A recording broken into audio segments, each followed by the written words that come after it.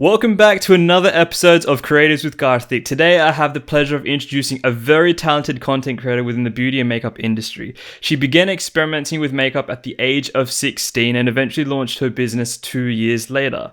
Having just left her corporate role to pursue her passion, our next guest is incredibly talented, and as her friend but colleague within the wedding and entertainment industry, you would definitely not find anyone more talented at beautiful makeup looks, followed with epic transitions on Instagram anywhere else in Australia. It gives me very great pleasure to introduce our very next guest on this week's episode, Aditi from Adithy Makeup. Thank you so much for being here, man. How are you?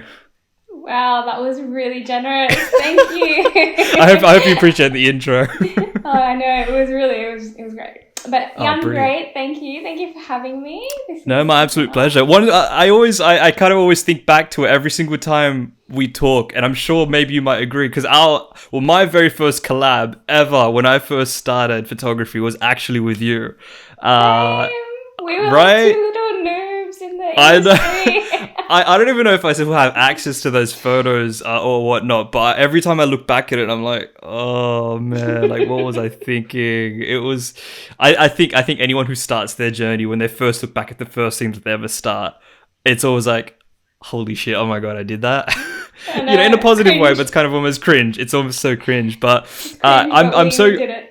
Exactly, right? I'm so grateful because, that was our first collab, and you're my very first makeup artist on this podcast. So I'm super excited to have you, and this is going to be a great conversation. I just want to dive straight in, but for our listeners joining in via the podcast or anyone watching the YouTube version at the moment, why don't you just, tell us a little bit about who is Adithy Makeup? Well, basically, I'm a full-time makeup artist and also a full-time content creator. Yeah. And so I literally juggle those two things. Social media, Instagram, that's my main jazz. And I take clients as well, hair and makeup. And yeah, that's what I do. And before the lockdown, the hair and makeup thing was going great. But now we're in lockdown, so just a full-time content creator, I guess. Yeah. And bit of background, but I quit my corporate job around 8 months ago to pursue everything full time. So yeah, that's incredible. I was an accountant. That's incredible. Congrats for that, man. That's such a big deal, because I know that when we first met as well, you were also studying at the time, and then also during our clients as well, they've overlapped. I came to know that you were also working at the same time, and then juggling so many hats. That could have been quite a lot on your schedule, I would have imagined. Yes, it was really I feel like I've done those hard yards. I've had those days where I was doing clients, uni, working and everything, but now I'm ready to settle down and just focus on a few things. And it's always great to just block out all the noise and just go wholeheartedly into the one biggest thing. I love what you said. You said so much about, obviously, you left your corporate, and I think a large part of this podcast is to not encourage that lifestyle for people who aren't ready for it, but to say that, hey, this is a reality that some people go through, right? I definitely had that situation as well, going from corporate to then going from to full-time photography, and honestly, it was such a, for me, liberating experience. But what was that transition period like for you, going from full-time, corporate, going into now, content creation and makeup? What was that experience for you? I'll be honest, I was actually cruising doing hair and makeup on clients on weekends, right? And I was happy to be juggling that with my 9 to 5, and I was kind of comfortable. But then, unfortunately or fortunately, whatever you say, I got into content, and I'm like, holy shit, I love this so much. I love filming, editing, and I love that side of things. But that's when it became a real struggle, and I'm like, I can't do everything. I physically can't do everything. So I need to really see what I want. And the makeup and content combo was the reason I quit my 9 to 5, because it's I did have the clients that I built up over 5 years of working on my business part-time, and I'm I do have the capacity to take this full-time. I just didn't have the availability before, but obviously if I have increased availability, the clients will flow, and I was just confident with that and took the plunge. And it's great because typically in this industry, events are focused from Thursday to Sunday typically. Correct. So yeah, so like Monday to Wednesday, I kind of have like full creative freedom to create what I want, edit, film, and that's like a whole ass job in itself. Like I could do that for 7 days, I swear. Yeah, I love that. I love that. Did you when you first started your career in makeup, did you think at that time you were going to take it full time, like a couple of years down the track? Was that ever a reality or a plan at some point? No, not even. I think, incredible. okay, so when I started, so in the intro you mentioned I was 16, like learning makeup and just trying it on myself. And like I was just still a teenager and, you know, figuring things out. And then eventually I had friends ask me to do their makeup and stuff. And I'm like, okay, yeah, sure. You can kind of do this. Yeah, why not, right? And then I was like, okay, you know what? I'm going to actually make an Instagram page and start posting pictures of what I do. And it was just a really casual thing. And then one day I was like, oh, like open for booking. So like, let me just be fancy. And then people actually inquired. And I was like, wait, what?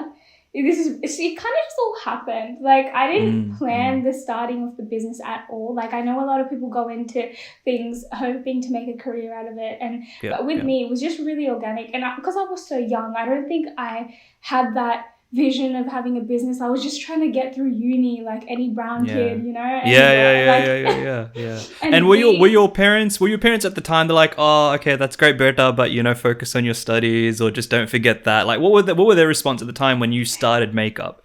Do you know what? I was speaking to my mom like recently, and then she was like, that was her biggest fear, like that I was gonna drop everything and do makeup. But then I think that was in my head never an option. Like I always knew that I wanted to finish studying and then kind of work a little and then see what I want to do. And at that point, I wasn't even thinking about the future. I was literally just taking every day. You're just going with the flow. Yeah. Just like didn't really have any solid, concrete, ideal plans with it. You were just enjoying it as it happened. Exactly. And I was just like, you know what? I'm getting clients. And back in the day, like, you know, it's just like, oh, you're making extra money and you're doing it's like, it's like a mini side hustle, right? It's like, it's harmless. Hustle. I love that. It was pure fun. It was so innocent back in the day. And like, there was no like, nothing fancy, like no like fancy emails and contracts and all that good stuff. Like it was just me doing makeup on people. And then I was like, okay, look, time to like get my shit together. This is starting to get bigger, so I need to control it. So, and in terms of the actual beginning concept of you like playing and learning and experimenting with makeup, how did that educational side where you just learnt what you do today, like how did that all come about? Like was there someone that you learned from? Was there a course that you did? What was the actual, how did you learn makeup? So I think it was a really like organic process because when I was 16, I had a lot of acne and I just wanted to learn how to cover it up, seriously.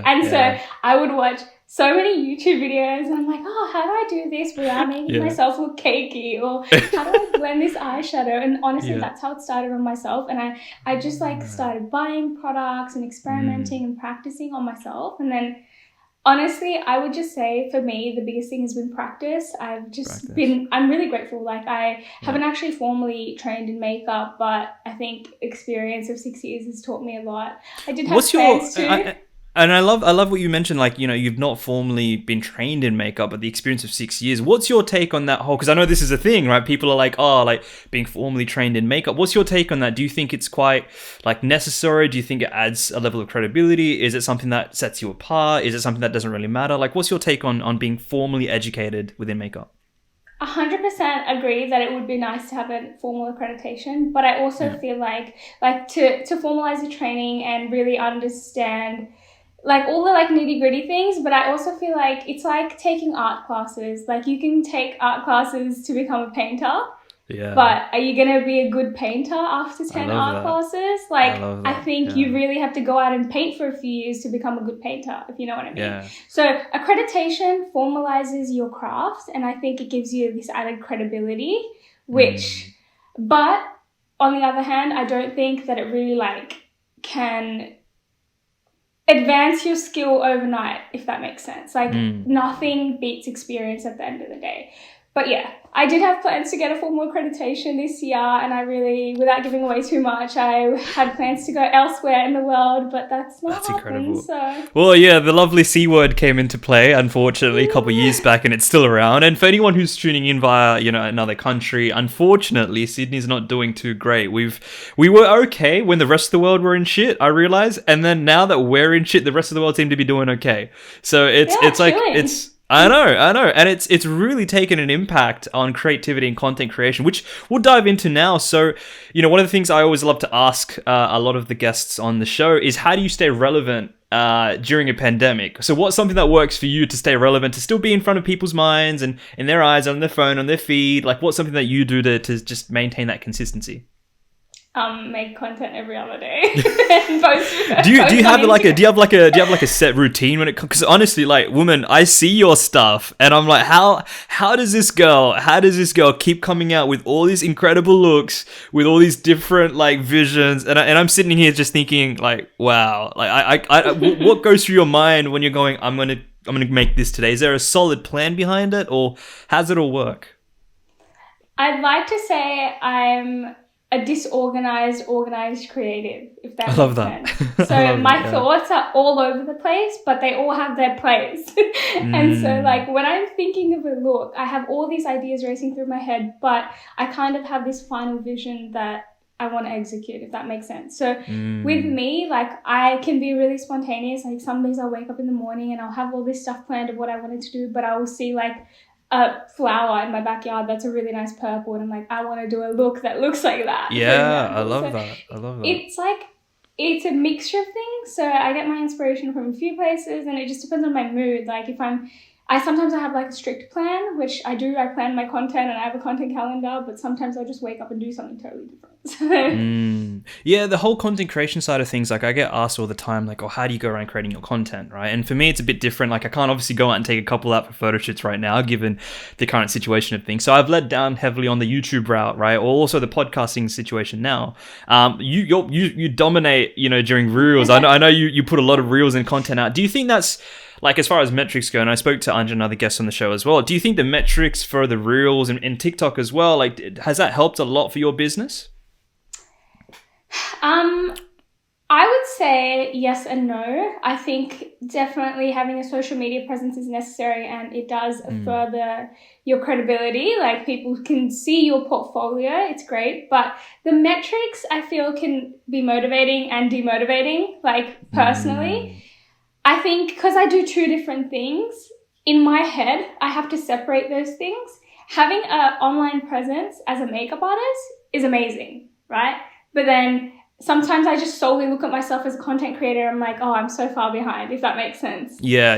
But in my head, this is a struggle I go through. I really need to separate the two and realize that they're two different paths, and being a makeup artist and being a social media content creator are two different jobs. Two different things. Yeah. Okay. Even though, I love that. Yeah. I love that.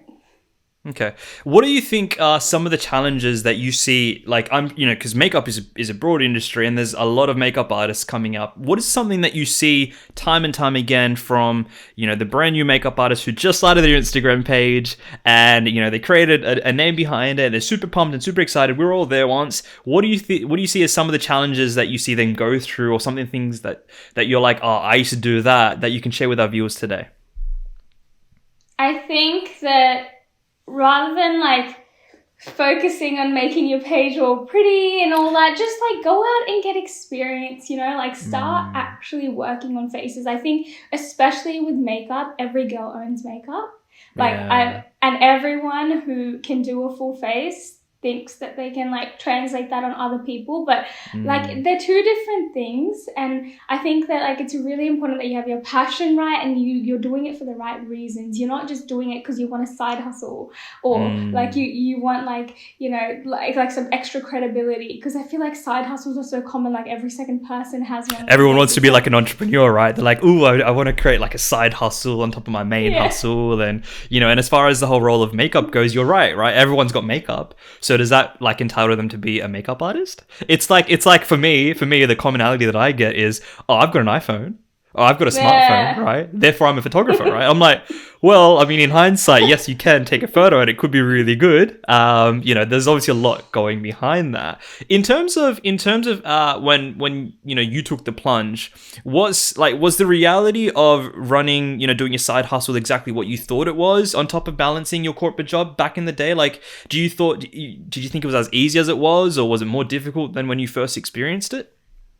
I think my age really, really helped me, Oh, in a weird way. Like, being yeah. 18, like, you're so carefree. I'm not even gonna lie, like, I was so carefree, and I feel like that helped me. Though I was, like, really focused on managing so many things, full-time work, full-time uni, and the business on weekends, I was, like, so relaxed while I was doing it all, like, especially like the makeup thing. I just took it as it came. I didn't overthink it. I didn't try. Sometimes, like, now I feel like I overthink things. Like, back in the day, everything was so free flowing. So I truly feel like my age really helped me, like, back in the day. Yeah, I want to flip the script a little bit, because this is my experience with the whole age concern, right? And as a wedding photographer, so the average wedding photographer sort of varies in terms of ages, but the traditional one, as far as Sydney, Australia goes within the South Asian market, is around about, your mid-30s. They've obviously, they're most likely married, because, it kind of helps with the experience, but they've shot a ton of weddings, and they're generally adults, right? I remember a situation, and I spoke about it on a previous episode, but a client, a couple of mine came up to me, and at the end of the wedding, is like, oh, by the way, like, how old are you? And at the time, I was like 22 at the time. And his response was, wow, like a 22-year-old is capturing my wedding, right? Now, again, I said it before, is I don't know in what context or in what tone he meant that, right? But at some point that played on my insecurity, right? For me, it was like, oh my God, does my age really reflect my level of maturity in terms of my ability to be an entrepreneur, a sole trader, to run my own business? Like, has age impacted the way clients have seen you within this industry, in this space? I have had those conversations with clients as well. Like, sometimes I'll be like doing bridesmaids or whatever, and they're all having a conversation and talking about their birthdays and ages, and then suddenly the question will come up about my age. They're like, oh, by the way, how old are you? Like, yeah. And then I ask them to guess. I always ask them to guess. I'm like, just guess. And then sometimes I get people who be like, I think most people guess like my age roughly. They're around like 24, 25. I'm like, 23, but sure. For sure, yeah. So I think, like, I don't think it has affected me, like, in a negative sense. I think in the industry that I am, because it's like it's makeup, like, I feel like rather than the age thing, people don't take makeup seriously. That's the different concern that I have. So I haven't found ageism to be an issue for me personally. I think, if anything, it's helped me being a younger creative, because I can grow. Because a lot of people started makeup on non-bridal clients at the age of 26 or something, right? Yeah, they were much older in their I suppose their youth, at least, when they first started their business. Yeah, you're right. You're absolutely right. Yeah. So by the time they transition into bridal and build that credibility, they're in their mid-30s, like you said. So I think that, in a way, it's been an advantage for me, because I've had that time to learn. And of course, I've done all my, like, different kinds of bookings, and, like, I've had the time for the last 5 years to sort of just, like, develop my skill. But now I can really, like, tailor that to wherever I want to go, be it bridal, like, getting my accreditation, etc., etc. Like, I feel like time was on my side. I love that. And some people don't have time to play around with, if that makes sense. Like, you're right. You're right. Absolutely. I mean, not like age should restrict what you do in life, Correct. But I think sometimes as you get older, there's this added sense of responsibility to take things seriously and not live as... You're right. One of the things I often think about, right, is like people ask me, oh, it was easy for you because you did it when you were younger, right? And technically I was like 21 when I first started, picking up a camera, and obviously I built the career from there. But one of the things that people often ask me as far as advice, I'm like, just start it at any point in time. There's really not a right or wrong age in terms of starting, despite whether you're 15, whether you're 29, it doesn't really matter. I think there's no correct age to start. But one of the things I always try and explain is that I feel like your responsibilities as an adult or a young person naturally changes through the decades, right? So from your 15s to like your 25s, you're going through that like high school to uni transition if you're seeking further education, then maybe dabbling into a full-time job at some point in that. From your 25 to like your 35, you're probably going, I'm trying to build that corporate ladder,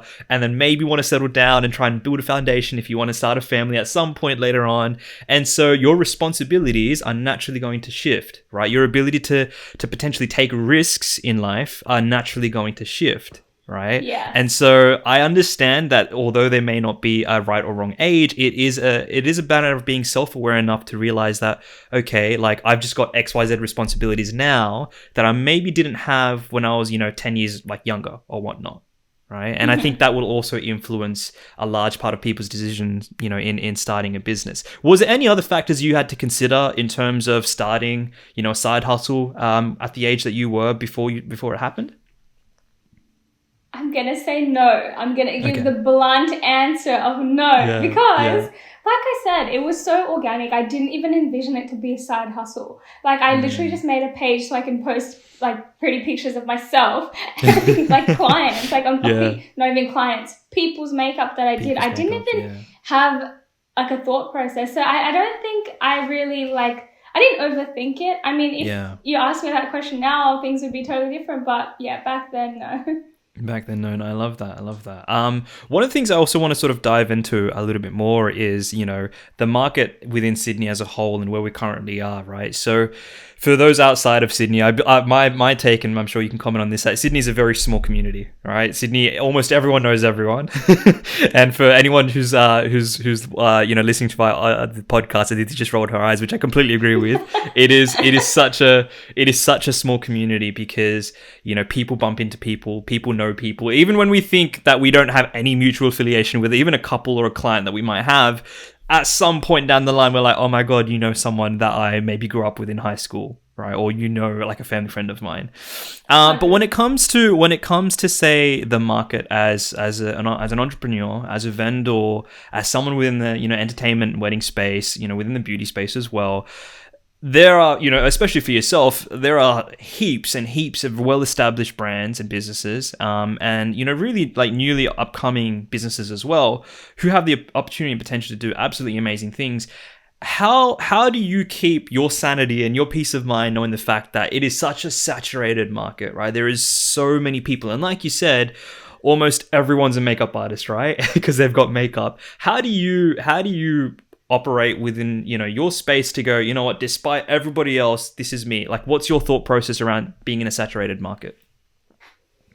I think that there's clients for everyone, if that makes sense. Like, of course, there's always competition, but also, if you are good at what you do, if you have like interpersonal skills, because the thing is, it's not just about the makeup, it's also about your reputation, how you are as a person. Are you friendly, the way you come off? Like, all those things build your brand. So I think if you have a strong sense of branding and personality, you always keep your clients, and you always have those clients who will come back to you for their milestones in life. Like, I've had clients who I did their like 18th birthday, and then I've done their 21st, and then going forward. You kind of grow along with them as well, right? It's like, 100%. Like we started here, now we're here together. I love that. 100%. Like, I think it's just like keeping that uniqueness about you. Like, I think the industry that we're in, sometimes you can be easily swayed by the way that other people depict themselves and 100%. and that whole persona that people have. But I think it's really important to stay true to yourself, and that's something that I have had to teach myself. Like, I'm like, okay, I know, people operate a certain way, but it's also about having your own personal touch and keeping true to yourself. And I think that's also reflective in your work, right? Because when I look at your stuff, no one's doing all these transitions and no one's talking to the camera like you are. No one's doing all these epic, voiceovers and all that stuff. And I think that's so unique, right? That's so individualized. It's such a you thing. And, kudos to you for really maintaining your level of individuality. Because I think one of the barriers, and I'm sure maybe you thought about it, maybe at the time you started, or maybe you didn't, but for me, definitely, when I picked up my camera, mind you, there were already 5 to 10 different existing businesses out there killing it, right? Yeah. And I used to go on Instagram, and Instagram was a kind of a culprit back then as well, because it's like I could see everything, I could witness everything, and I felt so demotivated before I even start, right? Like social media, I don't know, like what are your thoughts on this? But I feel like it's such an encouraging but also a demotivating platform at the same time, right? Because Couldn't have said it better. exactly, you've got such talented people, and at the same time you want to be just as talented, if not different. But then you're like, I don't even know anything about what I'm about to get myself into.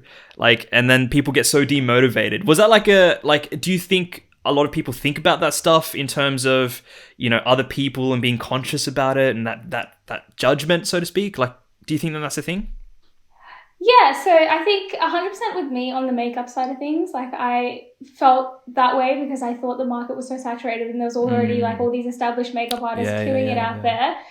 But on the content side of things, I feel like there's no one doing what I'm doing in my space, in Sydney, Australia, at least. Because I feel like people are either in the makeup space or content space. I personally can't think of many people who are doing both. Like consistently. Like people do create content here and there and like, do the one-off look, but are people consistently posting content and taking clients? I don't really know many people like that. And I think that keeping that platform really it kind of gives me a sense of like uniqueness. Like it teaches, it makes me feel like I'm like really individual and I'm doing something different.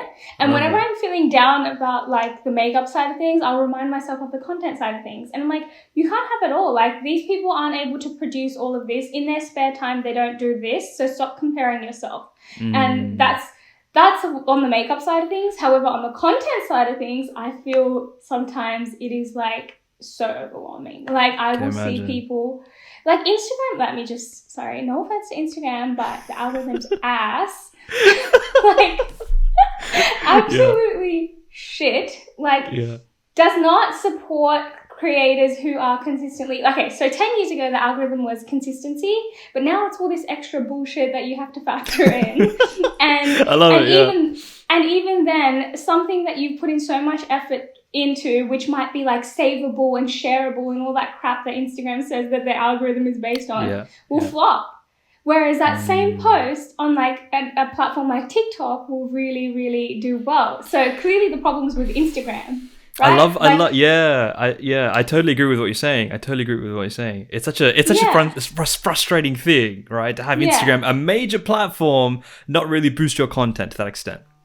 Yeah. And I'm not the type of person to like I don't want to give myself credit. Like I don't want to say I'm doing everything right and I'm not like, going viral overnight. But the thing is like it can be demotivating because there's people around you who started after you and are like overnight successes. Killing and you're it, like, yeah. It's like, how did that happen? Then like, and then you're like, okay, but like, well, why? And like, how? And like what are they doing that I just missed? Right? Like, did they have a special sauce? Did they do something different? Like, it's such a frustrating thing. And I think people get consumed with that, right? People get consumed with the numbers aspect of it, with the metrics aspect of it. And I think, I spoke to Anjan about it. It's about having that healthy balance, right? Too much on the I care side means you're doing it for the wrong reasons.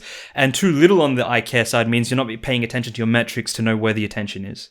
Right, you're not capitalizing on your ability to grow. In terms of the whole like content side of things, right? Like social media, obviously they removed the likes. I'm pretty sure, right? Or is that back now? It's optional, right? So you can choose to show your likes to people, or you can choose to hide them.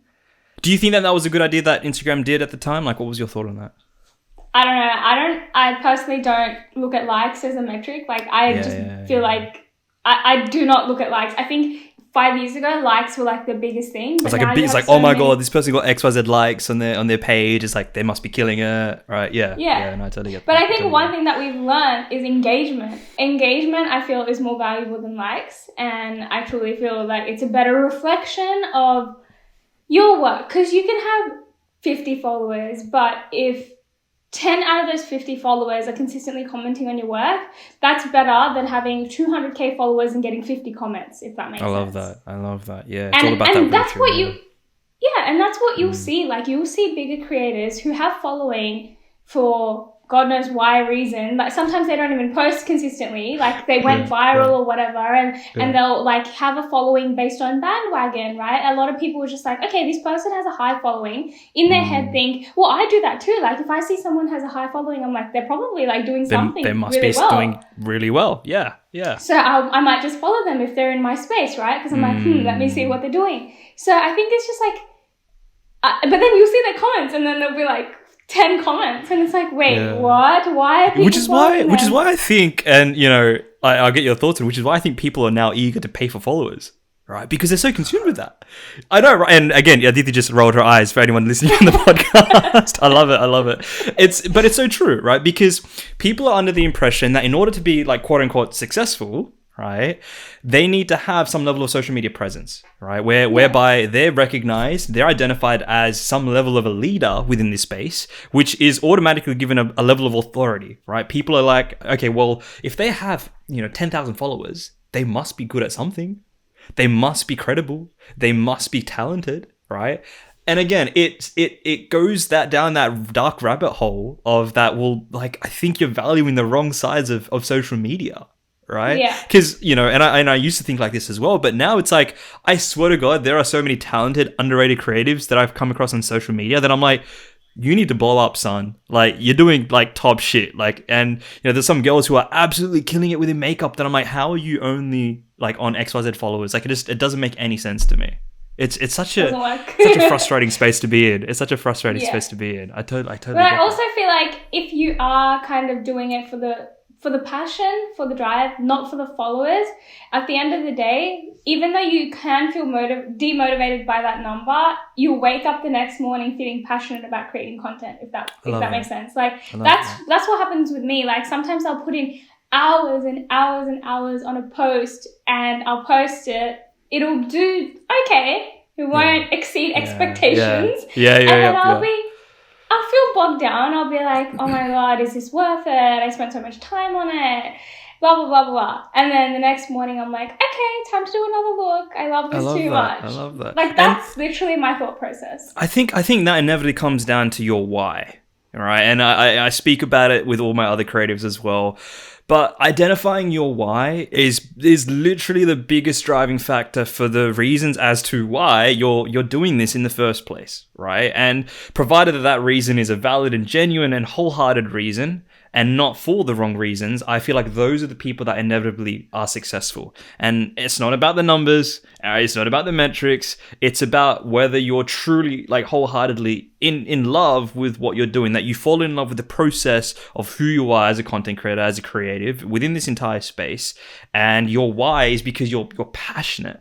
On the topic of passion, one of the questions I get asked a lot, and I'll get your takes on it, is like, oh, well, you found it easy because you got your passion, you found your passion, right? Like, what's your response when someone asks you, how did you find your passion? That's a hard one. That's a hard one, right? Yeah. I think some things you just take the plunge with things that you like. You might not truly be passionate 1,000% about in the start, but I feel like you will know very soon whether you're passionate or not about it, if that makes sense. Social media is a very, very classic example. Anyone can put out a makeup video, right? Yeah. But passion is consistency, is hard work, is showing up even if you're not getting paid, even if you have to work long hours, even if it's not glamorous. Like, imagine creating content every day on a platform which is not monetized and doesn't pay you, obviously, unless you're getting deals and brand deals and things like that. That is passion, in my opinion. If you show up when times are tough, that's passion. And I think if someone asks you, how did you find your passion? I think just try what you like, and you'll very soon feel like you'll know if you have a passion or not. Like, it's really hard to answer this question because it's such a difficult space. It is such a difficult space. Yeah, and it's like, if you don't try, you won't ever know. So I think it's not like, I'm saying that you have to be consistent to know whether you're passionate. I think sometimes if if you try something and it doesn't work for you, it also shows you what you're not passionate about, which allows you to refocus, if that makes sense. Narrow it all down. I completely agree. Like, one of the things that I get asked is like, how'd you find it, or how'd you find your purpose or your passion? Like, there's two answers I've already got. Like, the first answer is like a more detailed explanation, and it goes into one of the like episodes I've talked about on the channel already. It's about I read a book, right? Ikigai. It's an amazing book. Asks you 4 questions, right? What do you like? What are you good at? What does the world need? And what can you get paid for? And once you've answered those 4 questions, it spits out technically what you're passionate about. Now, the shorter, like more easier, like answer to that question is just try everything, right? Just try everything, because you're never gonna know. You will genuinely never know what you are good at unless you try a bit of everything. And people get onto that bandwagon of going, oh, I tried something, I'm not good at it. Look, fair enough, you might be self-aware at the time to go, oh, I'm not good at it. But imagine if you kept at it sometimes. So it is a fine balance between, you know, experimenting, identifying what new things you could try and pick up on, and potentially realizing whether those things that you like, you're not good at. Right, and it's always about that relationship. Yeah, and I think that, like, especially for me, I think I started in the makeup artistry space, and I love that. I'm insanely passionate about it. But I think in the last 2 years, I've discovered another layer of that passion. Like, that passion was here, and now it's just it's going on. Yeah, I love that. Exactly. I love that. So I think you'll discover along the way what your passions are. What do you think? Was difficult in terms of, I know that a large part of the purpose behind this podcast is Creators with Kartik, right? I bring on South Asian creators within this space, and I created it specifically for that purpose, for a reason, because I think a large part of us could relate to being within, you know, brought up within the South Asian ethnic family, where parents play a really detrimental role in, I guess, shaping us to be who we are today, right? In the career paths that we choose. Like, how do you give any advice to someone going through this space right now, through this journey, whose parents may not be on the same path track as them, to go, like, you should follow that? Because most parents, let's be honest, they have the security blanket, right? They're like, oh, beta, but like, going to corporate, like, you could earn a specific set wage per month, right? Or like, you don't have to worry about whether, you know, you're going to get paid tomorrow, because you have an income, right? It's always going to be there. Like, what are some things that you could tell someone who perhaps was, you know, the younger Aditi at the time, and is like concerned or scared about the parents', you know, voice blocking their potential passion out? I just want to say, if you're brown and if you are trying to pursue a passion, expect your parents not to be very, very on board with it from day one, because that's just it. Like, of course, see, the thing is, I feel like brown parents love it when it's a side hustle, when you're still working your 9 to 5. They think it's cute, right? It's like, it's nice, you're keeping busy on the side, that's healthy. They'll never take it seriously though. And then they'll say things like, it's good to follow your passion and stuff, but how many of our parents actually had a passion? I feel like they might have had a passion, but they didn't have the resources to follow through with it. And because being in the South Asian community, most of our parents came from India, like immigrant parents, like, they had to work really, really hard to create the life that they have given us today. And they had to do it through a 9 to 5 corporate job. And for them, that was their, like you said, security blanket. So if they put a side hustle into the works, they're like, wait, how is that going to make you enough money to... Yeah, it doesn't make sense. Yep. Yeah, it doesn't work for them. They have this equation of what success is, and a big chunk of that is security, but I don't think happiness and passion is part of that equation. Yes, thank you so much. Like, that was a mic drop moment right there. I love what you said, because I think it's so incredibly true that the definition of success, it is completely subjective to a typical South Asian parent, right?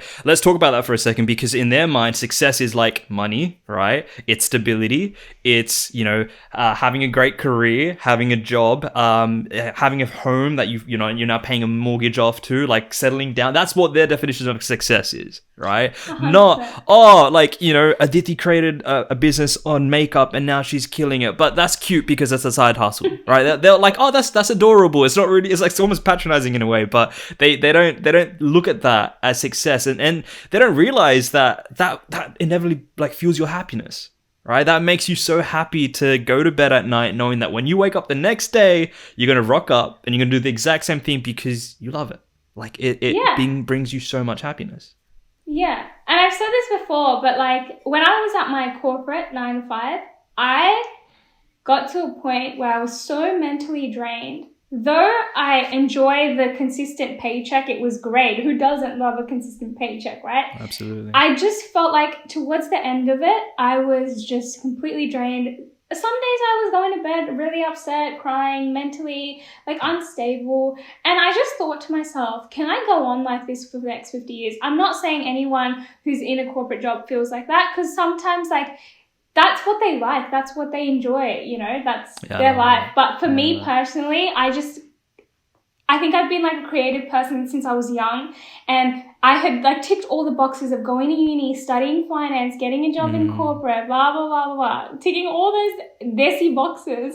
And then I just got to a point where I was like, wait, am I going to be doing this for the next 50 years? Like, is this really my life? Correct. And the thing is, I think what brown parents don't realize is to succeed in corporate, you have to be passionate as well. Not everyone can succeed in corporate, like in the corporate side of things, right? You really have to work hard. You have to put in those hours. You have to like put in that effort. And I completely agree because I think, and I try not to discourage the 9 to 5. I really don't. Like, this is not us here saying, you know, anyone who does a 9 to 5 is a shit person. No, that's not it at all, right? If you're genuinely passionate about having a 9 to 5 job and loving that corporate life, then great. Like, you've inevitably won because you're really happy.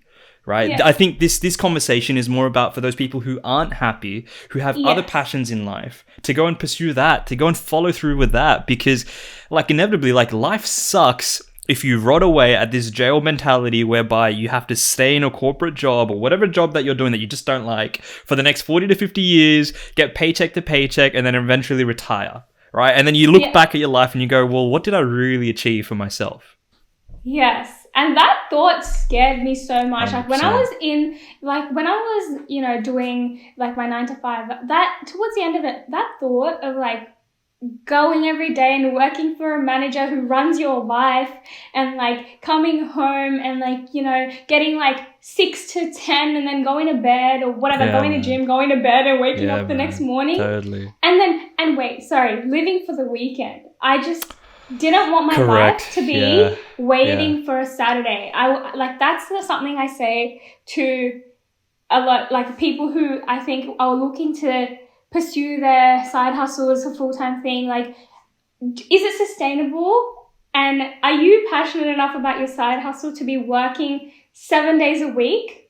Like, because sometimes that's what happens. Like, you quit your 9 to 5 thinking, you know, you can pursue your dreams and it's all going to be like rainbows and lollipops, but sometimes you're working 7 days a week, unfortunately, without promoting hustle culture, because I know it's really toxic, but that's what happens. Like because you don't have a manager, you don't have a boss, every hour you have kind of is like, wait, thinking about that one goal, hey, can I be doing this, filming, editing, like managing your social media, 100%. Taking your clients, like everything is just on you. So you really have to understand it's not the easier route, it's just a different route. Correct. I love that, and that was so well said. Now that you've also made this transition from going from your 9 to 5 to your passion as your full-time line of work, what was it like for your parents when you told them, Mummy, Daddy, like, you know, I want to do this? Sorry, I don't know where that actually came from, but like, you go to your parents, you're like, Mum and Dad, I love you guys, but guess what? I'm going to become a full-time makeup artist. How did they take that initially when you told them? Okay, I'm going to give two different scenarios. One was my dad, one was my mum. My dad, because he had, I'd say, a passion in life. He was into the whole photography thing and he did that. That's right. I remember you mentioning. Yeah. Yeah, so he did that for a while. Like he had clients and everything, and I think just the nature of the times where he had 2 young children, he couldn't really pursue it time-wise and that. So he, you know, stuck with his corporate. I think because he had that in the back of his mind, he knew the feeling of having a passion and wishing to pursue it. And I think because I had that, he saw it and he was like, yeah, you know what, do what you think is right. He asked me a few logical questions like, do you think you'll make enough money? Like basically the financial related questions, like how are you going to manage everything, blah, blah, blah. And he was fine with it. My mum, on the other hand, That's like And you know what? You know what it is. You know, Malika, the first guest that I had on this podcast, said it perfectly well. Part of your parents' role is to play devil's advocate, because I feel like they, to an extent, will ground you. Right? They'll ask you the questions that maybe you didn't even think about asking yourself, which I think is incredibly important. So, you know, to anyone who's going through that right now, don't discourage that process. Don't demonize it. Like, embrace it, because I think it's part of, you know, having parents who care and love you. Right? You know, within that South Asian space, I think it's a very natural line of questioning where they go, okay, well, let's talk about the finances, right? Like, what's your average income looking like? Okay, great. So what happens in a rainy month where you don't have any clients? What's the next go-to then? Okay, great. What does an actual Monday to Sunday look like for you, right? And these are the questions that I think are actually really healthy, right? And I love how both your mum and dad have played two different sides of here. Like, you know, one person's like, oh my God, yes, go. One person's like, oh, like, hold on for a second. Let's just question this a little bit. So no, I totally appreciate that. We'll sort of come to a, you know, wrap up a little bit. But I just want to ask before we go into the next part of the segment of the show is, Aditi, where do you see yourself with Adithy Makeup within the next 2 to 3 years? Like, what's the end goal, or at least a goal that you're working towards? Honestly, I'm hoping to transition into the content space full-time, like completely. That'd be a dream if I can do that, and that's all I can do. That'd be amazing. And on the makeup side of things, I would love to like move into bridal and get into that space. That would be okay. I love so that. I'm just kind of like, you know, I have no definitive end goal, but definitely be giving a lot more time and flexibility to content creation, because it is paying the bills, and of course taking my bridal clients when I can. That's the goal. Beautiful. That's absolutely, like, that's beautifully said, and I wish you all the very best for that. That's awesome, man. That's really incredible. There's definitely going to be, you know, a number of, you know, young girls, young aspiring, you know, makeup artists, even boys as well, who are getting to this space as well. But you've got the mic, Aditi. What's one thing that you could tell them as, you know, a makeup artist, as an entrepreneur, that now that you're kind of going through this journey and you've done it for XYZ period of years, what's one thing that you can tell them as a level of advice from yourself, so that they can take away this and go, okay, cool, I know what Aditi means. Work hard.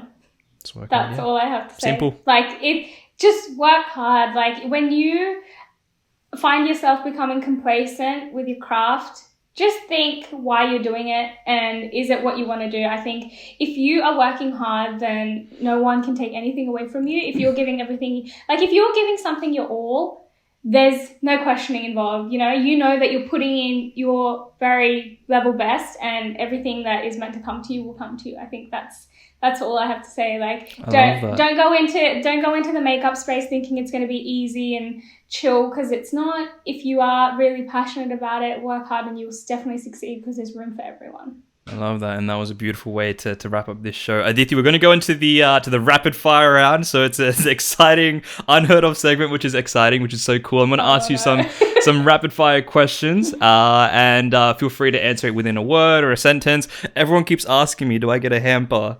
And I'm like, no, at best you get lunch with me whenever we next meet. So, you know, lunch on me whenever we next meet, hopefully after the pandemic. But are you ready for your rapid fire round? No, but sure. Okay, brilliant. Well, that's everyone's response anyway, so we're on the same page. All right, awesome. Okay, question number 1. What is your favorite book or your favorite quote? Dreams don't work unless you do. I love that. So simply. Yeah, so simply put. Beautiful. That was great. Question number 2. What's your top 3 most favorite apps used on a smartphone, excluding phone calls and texting? Instagram, TikTok, Netflix. Yeah, perfect. You actually answered it a lot faster than everybody else could. Everyone was struggling on the third one. Yeah, and I was surprised because I'm pretty sure we use quite a lot of social media apps and all these other digital apps. I don't watch Netflix on my TV. I just watch it on my phone. You just watch it on your phone because it's so accessible. I love that. All right, brilliant. Question number 3. What's a positive habit you wish you adopted earlier? Routine. Yeah. Having a nice routine. Disciplined routine. Yeah. Yep. Having a system that works for you. I love that. Okay, question number 4. Who would be someone that you would love to be mentored by in the world of makeup? Oh, there's so many, but I actually have a really talented Canadian content creator. Her name is Tanuska. she is amazing at what she does. Like, I feel like she's dominating this space, and the quality that she puts out and the hard work, like, she's just so inspiring. So yeah. All right. Well, shout out to her if she's watching this podcast. Then there's someone who's eagerly waiting to learn from you. Brilliant. I love that. All right. Awesome. Question number 5. What's the best way you get some downtime? I think going for walks and playing with my dog. Like, seriously, just nothing to do with social media on my phone. Like, yeah. Yeah. I love how you specifically mentioned nothing to do with social media or my phone. I think yeah, that's so true. That some of the things that we love are also some of the things that we have to be completely away from in order to get some genuine downtime. I love that. That was a beautiful answer. That's absolutely awesome. All right, question number 6. In one word or in one sentence, what was your aha moment when it came to your social media strategy? Transition reels. Transition reels. I just like when you do all these ones and like your head turns and you're like, I've seen all that stuff, man. I watch it. I'm like, how does this girl do it? It's incredible. And you learned that like just YouTube and self-experimenting. Is that right? And yeah, just simple. Experimenting, just trying things. I think every day, trying something new, seeing what works. I love it. I guarantee you guys, and I genuinely meant what I said, there is no one in Sydney or in Australia who does this transition rules as good as Aditi. So like she kills it within this space. So absolute killing it, man. I love that. I love that. And final question is, what's something on your bucket list you're yet to accomplish? Oh, why would I say that here? I don't know. Why wouldn't you? No, I don't know. I think there's like so many things. The list is endless without sounding generic, but like the list is really endless, and I don't want to like quantify those things because I feel like the potential is endless. No, I love that. That's beautiful. Yeah, thank you so much for sharing that. Aditi, you've been absolutely amazing, and I love. We've talked about so much, and everything that I know that we talked about were all challenges that we both went through, man. Like, and it feels so great to have a friend of mine on this show and to talk about all of this stuff for anybody else who's tuning in via YouTube or the podcast series right now and going, okay, wow, I can relate to that because I also went through it. Aditi, thank you so much for being on this episode, man. It really means the world to me.